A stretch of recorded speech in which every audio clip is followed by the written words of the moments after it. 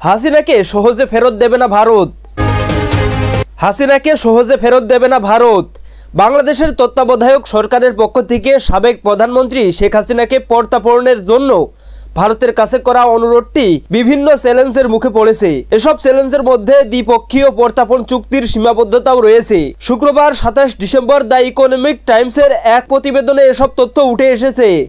প্রতিবেদনে বলা হয়েছে, এই অনুরোধটি রাজনৈতিক ও কূটনৈতিক নানা চ্যালেঞ্জের মুখে পড়েছে। বিশ্বস্ত সূত্রের বরাত দিয়ে শুক্রবার পত্রিকাটি জানিয়েছে, ভূ রাজনৈতিক কারণ বিবেচনা করে ভারত তার ঘনিষ্ঠ মিত্রদের একজনকে ত্যাগ করবে না। ভারত বাংলাদেশ প্রত্যার্পণ চুক্তি অনুযায়ী রাজনৈতিক প্রকৃতির যে কোনো অনুরোধ কার্যকর করা যায় না। উচ্চ পর্যায়ের সূত্রগুলো বলছে, বাংলাদেশের বর্তমান মোহাম্মদ ইউনূস সরকারের চাপ সত্ত্বেও ভারত এ বিষয়ে দ্রুত কোনো সিদ্ধান্ত নেবে না। প্রতিবেদনে উল্লেখ করা হয়, শেখ হাসিনার মতো একজন নেত্রী যিনি ভারতের স্বার্থ রক্ষা করেছেন, চরমপন্থীদের দমন করেছেন এবং উপ-আঞ্চলিক সহযোগিতা বাড়িয়েছেন, তার প্রত্যার্পণে ভারত প্রতিবেশী মিত্রদের জন্য ভুল বার্তা পাঠাবে। আরো বলা হয়েছে, ভারত এই ধরনের প্রত্যাবর্তন অনুরোধ পরীক্ষা নিরীক্ষা করবে এবং এতে বেশ কিছু মাস লেগে যেতে পারে বলে ধারণা করা হচ্ছে। ভারত দীর্ঘদিন ধরে অতিথিদের স্বাগত জানানোর ঐতিহ্য ধরে রেখেছে, যার উদাহরণ দালাই লামাও। সূত্রগুলো মনে করে, বর্তমান পরিস্থিতিতে শেখ হাসিনা যদি বাংলাদেশে ফেরেন তাহলে তার জন্য একটি অনিশ্চিত ও ঝুঁকিপূর্ণ পরিস্থিতি তৈরি হতে পারে। রাজনৈতিক বিশ্লেষকদের মতে এই মুহূর্তে ভারত বাংলাদেশ সম্পর্ক শেখ হাসিনার ভূমিকাকে সামনে রেখে প্রত্যাবর্তন চুক্তিটি জটিল এবং সময় সাপেক্ষ বলে বিবেচিত হচ্ছে।